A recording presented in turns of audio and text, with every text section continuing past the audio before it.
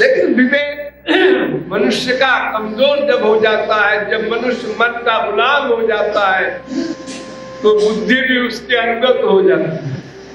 तो हमने साधना की है, तो आपने कृपा की है, इसमें भी हो रहा क्या है? महाराज बिना अकारण कृपा करने वाले कैसे सिद्ध होंगे, ये कह रहा है भक्त, विनोद में कह रहा है। फैक्ट क्या है वो भी समझ लो। ये 3 साधना हम बताते हैं और करवाते हैं, आप लोगों ने यही की है। तो इन तीनों साधनाओं के ठीक ठीक ढंग से करने पर क्या होगा? भगवान की कृपा हो जाएगी? ना। साधना का एंड हो गया। मन की गंदगी साफ करना साधना की अंतिम सीमा। वो करोड़ कल्प कोई ज्ञानी योगी तपस्वी साधना करे, उसका अंतिम फल यही मिलेगा, उसका कर्ण शुद्ध होगा। अब इसके बाद क्या होगा?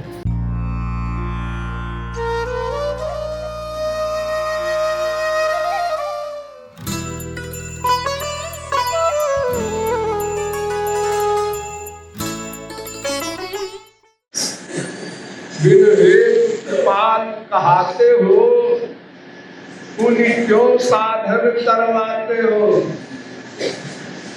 तुम्हारा नाम शास्त्रों वेदों पुराणों में और संतों ने भी यही बताया है कि अकारण करुण है, अकारण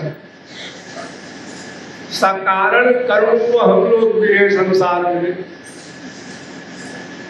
किसी ने हमारे साथ अच्छा व्यवहार किया तो हम भी उसके साथ अच्छा व्यवहार करते हैं, ये मानवता है, मानव धर्म है। लेकिन बिना कारण के करुणा करे, दया करे, कृपा करे, ये केवल भगवान और महापुरुष के लिए आता है शास्त्रों में। और उसका कारण भी है कि कृपा करना नेचर है। भगवान क्या कर सकते हैं? केवल कृपा। नोट कर लीजिए स्वर्ण अक्षरों में। हम लोग चाहे कृपा करें, चाहे कोप करें, चाहे न्यूट्रल रहे, सब कुछ कर सकते हैं। तो सर्वसमर्थ तो हम ही लोग हैं। भगवान बेचारा तो केवल कृपा कर सकता है और कुछ कर ही नहीं सकता।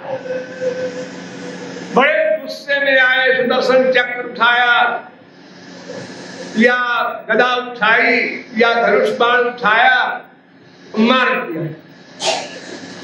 रावण कहता है आपने क्या जीता? जब तक मैं जीता रहा आप लंका में आ नहीं सके और आपसे पहले आपके लोक को जा रहा हूं। बताओ कौन जीता? सारी दुनिया कहती है राम जीते रावण हारा।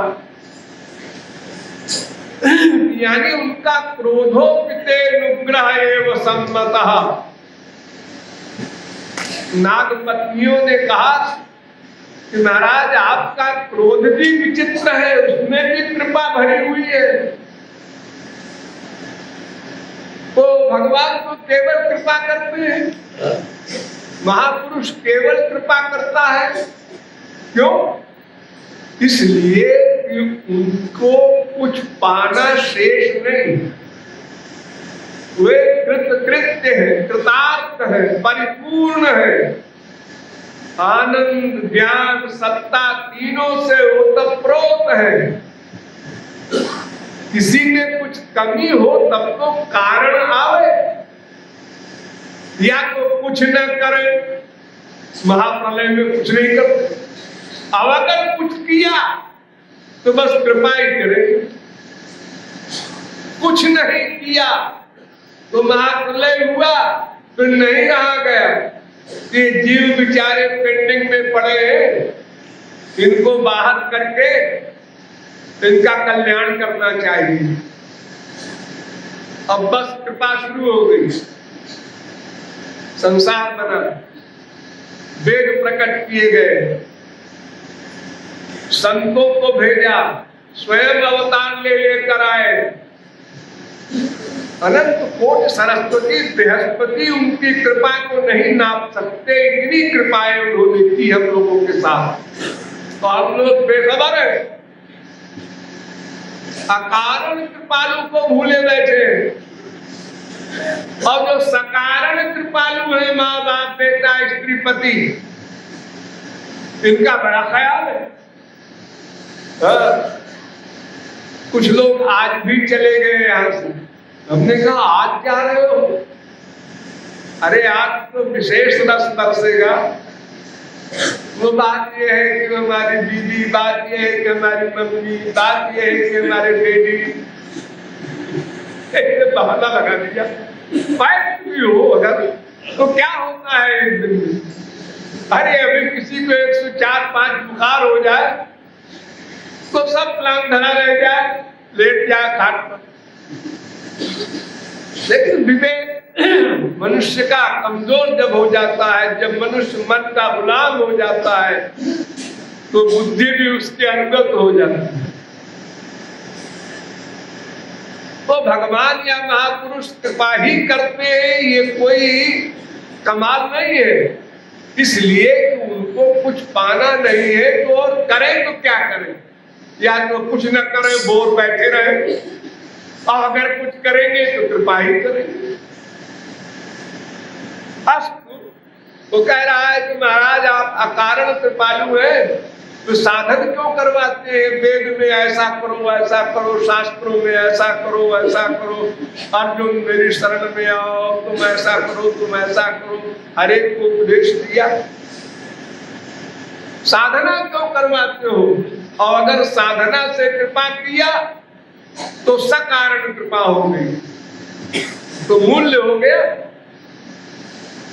जैसे संसार में हम किसी आर्टिस्ट को बुलाते हैं, गाने वाले को, नाचने वाले को, तो रुपया देते हैं, तो हम रुआब रखते हैं, हाँ पैसा दिया है, 2 घंटे काम करना पड़ेगा तुमको। तो हमने साधना की है, तो आपने कृपा की है, इसमें भी हो रहा क्या है? महाराज बिना अकारण कृपा करने वाले कैसे सिद्ध होंगे? ये कह रहा है भक्त, विनोद में कह रहा है। फैक्ट क्या है वो भी समझ लो। हम जो साधना करते हैं, या वेद शास्त्र जो हमको साधना बताते हैं, साधन भक्ति जो आप लोग कर रहे हैं 1 महीने से, नवधा भक्ति, हम नवधा भक्ति में 3 भक्ति लिए हैं, 6 भक्ति छोड़ दिए हैं। श्रोत्रेण तस्य श्रवणम, वचसा कीर्तनम तथा, और मनसा मननम तस्य महासाधन उच्यते। वेद व्यास का वाक्य है, कान से सुनो गुरु की वाणी, मुख से गाओ भगवान के गुणानुवाद, नाम आदि कीर्तन जिसे कहते हैं, और मन से चिंतन करो, जो कुछ गाओ उसका चिंतन करो, उसके अर्थ पर विचार करो। ये 3 साधना हम बताते हैं और करवाते हैं, आप लोगों ने यही की है। तो इन तीनों साधनाओं के ठीक ठीक ढंग से करने पर क्या होगा? भगवान की कृपा हो जाएगी? ना।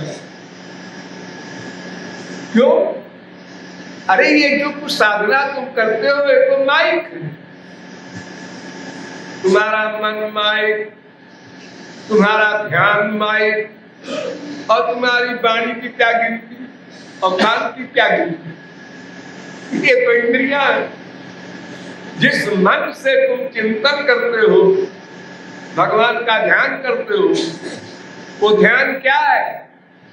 तुमने बनाया भगवान का सिर, आंख, नाक, पैर, शरीर की कोई हिस्से की चीज बनाया, तो क्या है वो तो मन की बनाई हुई मनगढ़ंत है। और वो गोचर जहां लगी मन जाई, सो सब माया जानो भाई। भगवान नाम की पर्सनैलिटी का ध्यान मन कैसे करेगा? ये तो वाक्यो निवर्तन्ते अप्राप्य मनसा साहब। मन बुद्धि की गति नहीं, जो बुद्धे परतस्तुषा, राम स्वरूप तुम्हार बचन अगोचर बुद्धि पर। तो तुम्हारे माइक ध्यान से भगवान कृपा कर दे। तुमने भगवान के ध्यान ही नहीं किया, कृपा क्यों करोगे? तुमने कहा भगवान के ध्यान किया?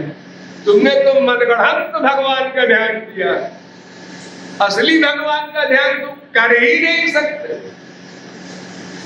कोई नहीं कर सकता, कर्मी हो, ज्ञानी हो, योगी हो, तपस्वी हो, भक्त हो, कोई हो, उसका जो भी साधन है वो सब माइक। तो माइक साधन का फल माइक। अब माइक फल कैसे चाहते हो?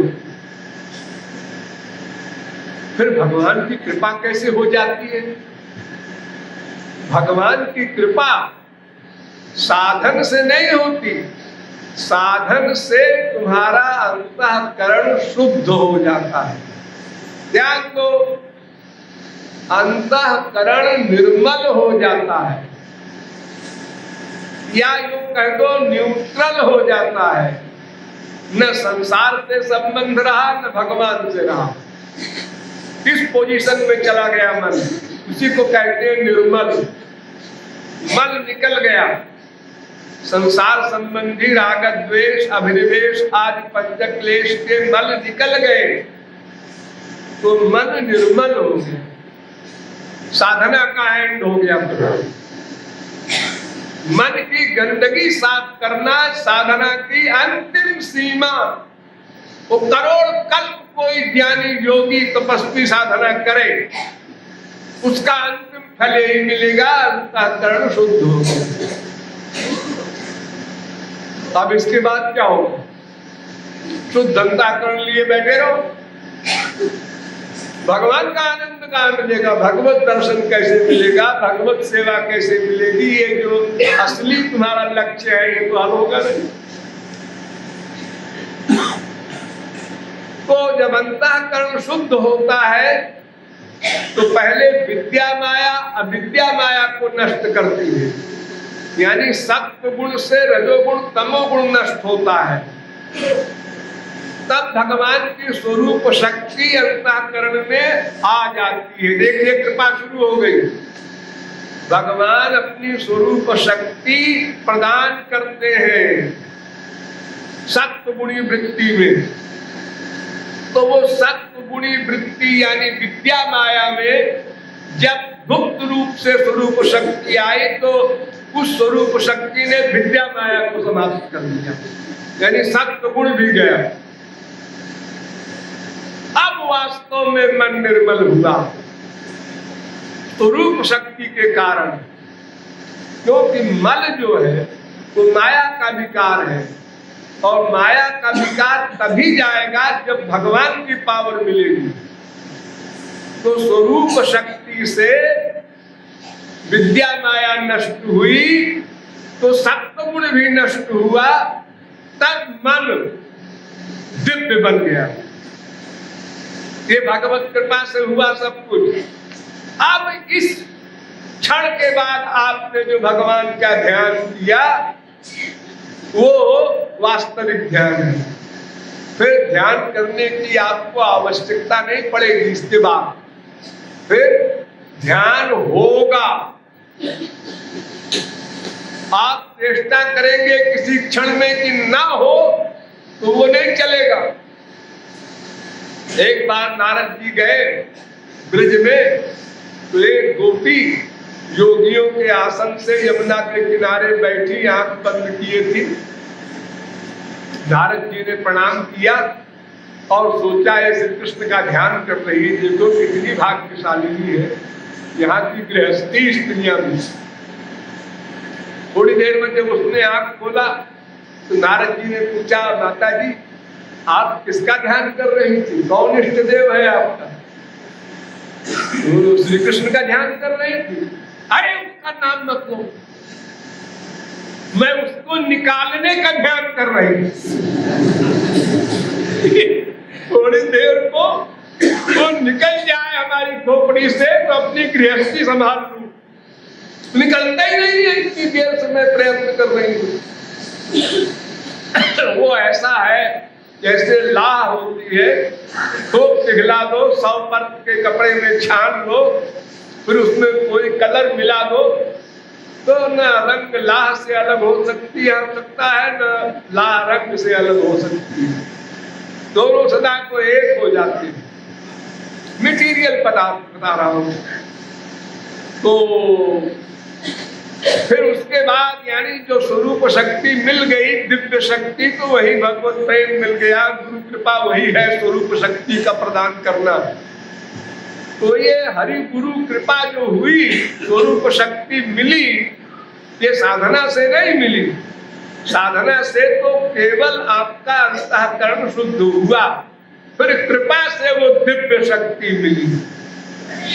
इसलिए भगवान अकारण करुण है। ये एक दिन में कह रहा है जानबूझ करके, भक्ति अकारण करुणा कहाँ है जब आप साधना करवाते हैं। ऐसे कृपा करो तो जाने। हाँ।